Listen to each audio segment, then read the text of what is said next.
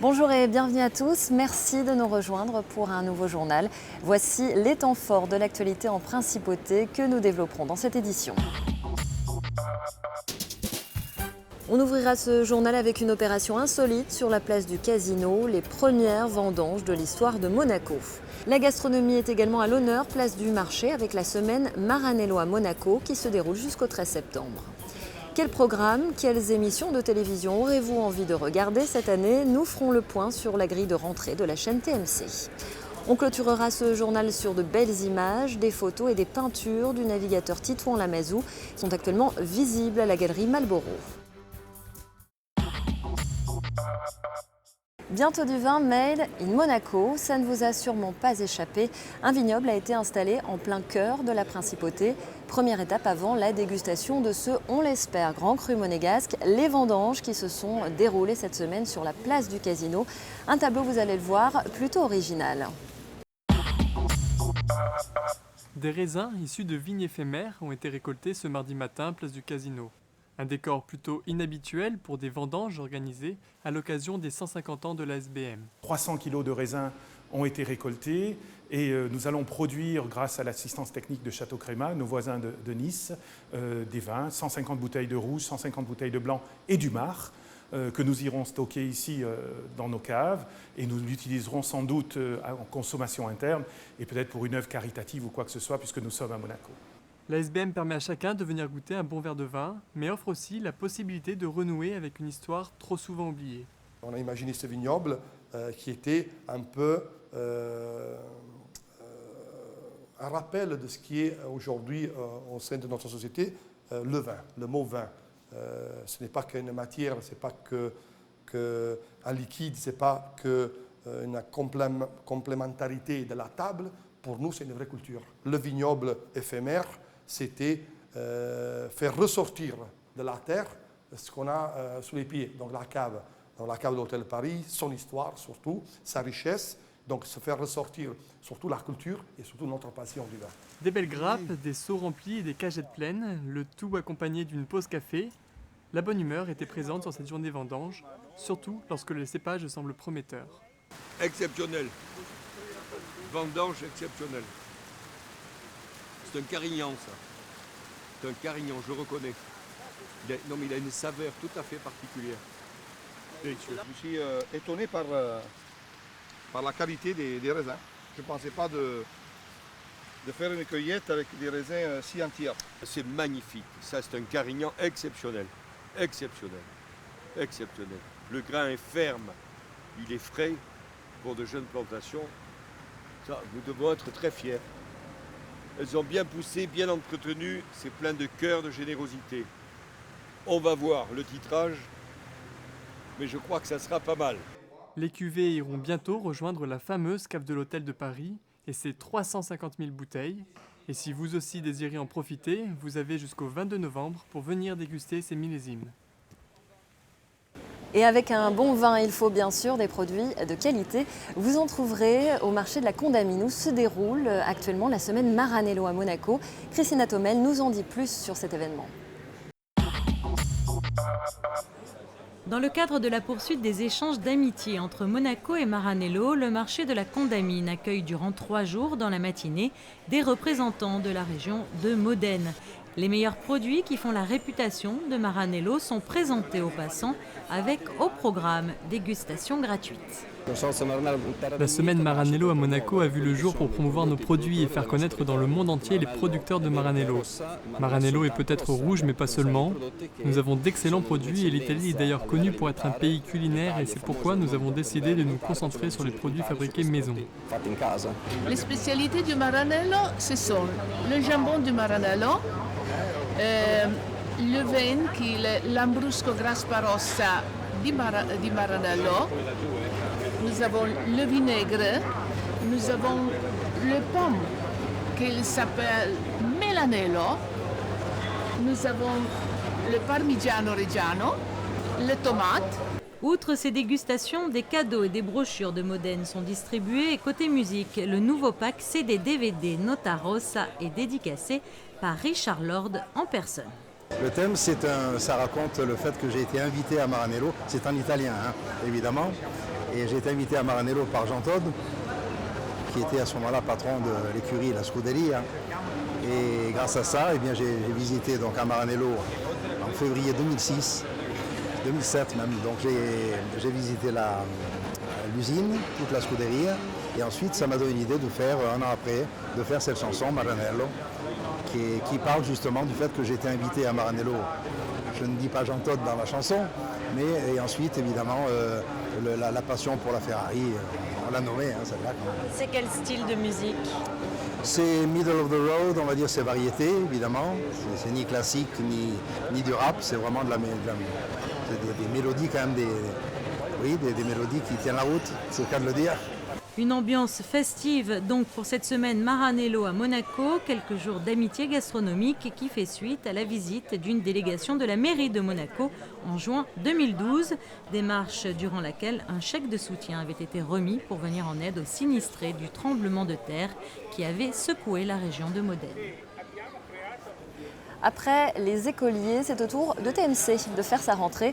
La chaîne a dévoilé sa programmation pour la saison 2013-2014. TMC continue d'innover et de renforcer ses ambitions. Christina Thomel et Serge Prémont ont assisté à la présentation de cette nouvelle grille. Leader de la TNT depuis 6 ans et en 5e position des chaînes nationales, TMC s'adresse au plus grand nombre. Une offre audacieuse pour cette nouvelle rentrée, riche et variée, forte dans tous les genres de programmes. Divertir sans se prendre au sérieux et positiver le quotidien, telle est la mission première de TMC. Dédiée à un large public familial, cette année encore TMC poursuit sa politique ambitieuse.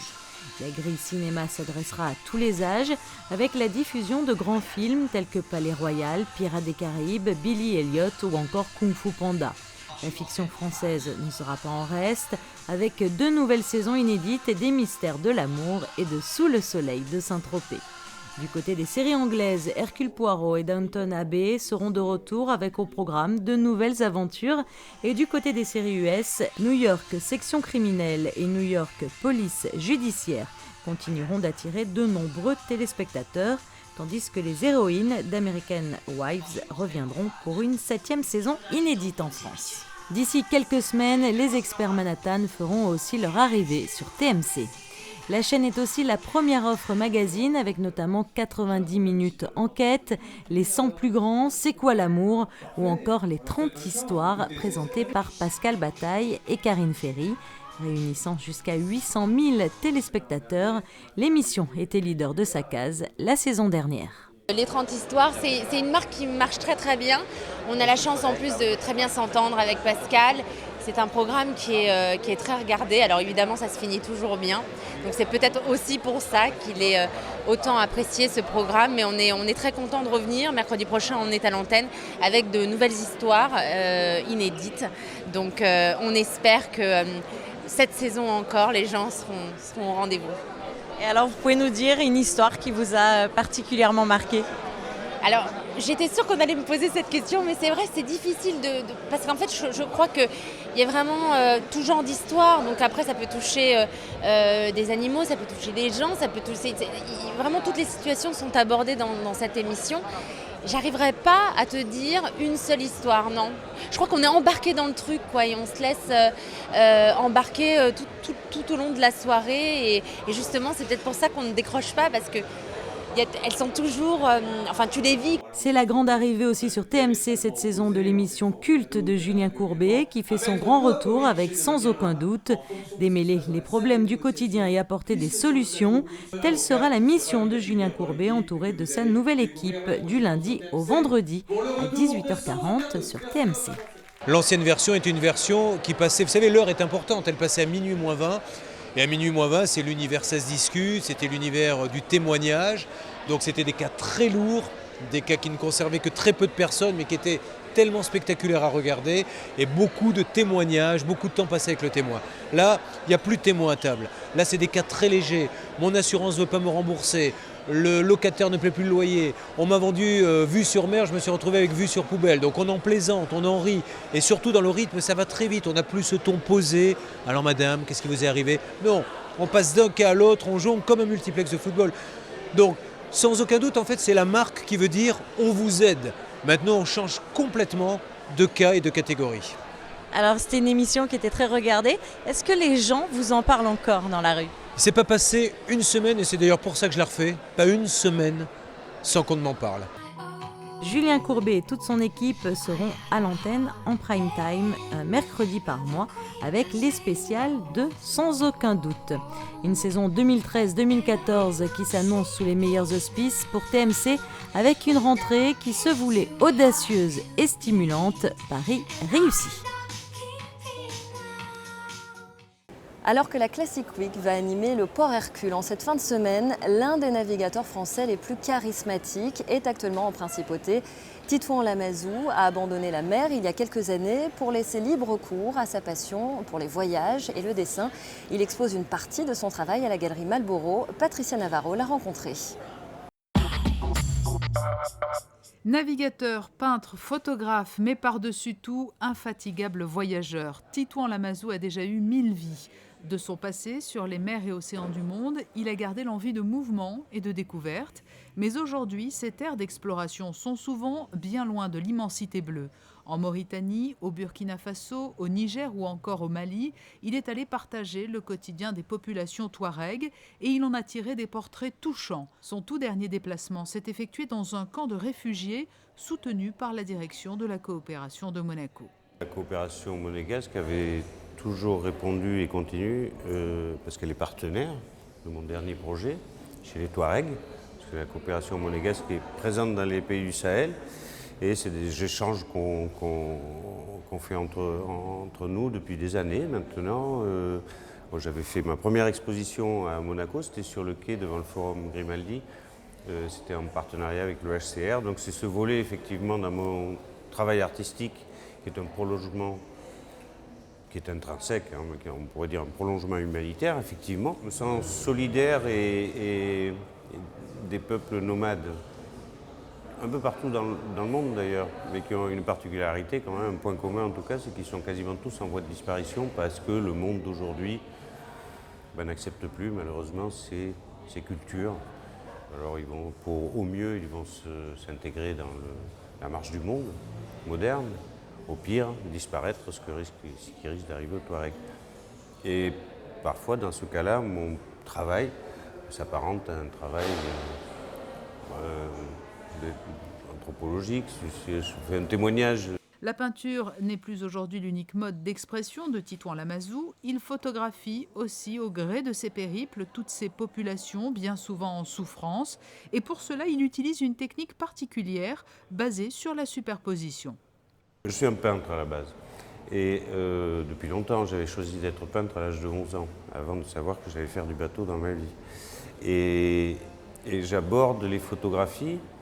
Bon, j'aime bien, je fais de la photographie comme tout le monde, ce qui s'appelle des instantanés, parce que j'aime bien les cadres, j'aime bien... C'est pas de la photo à la Bresson ou de Pardon qui photographie l'instant.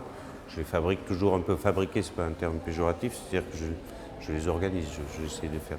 Mais là, ces grandes photos sont faites, composées de centaines de photos. Ça ne se voit pas, mais ça, pour moi, peintre en tout cas, ça reflète plus une réalité qu'un instantané. Parce que quand je vous regarde, vous qui m'interviewez, je vois aussi votre caméraman à côté, votre ingénieur du son, puis je vois l'environnement. Donc la vision, elle est ma vision, c'est une fresque composée de multiples regards. Et ces photos, c'est ce que j'essaye de faire, ces multiples regards.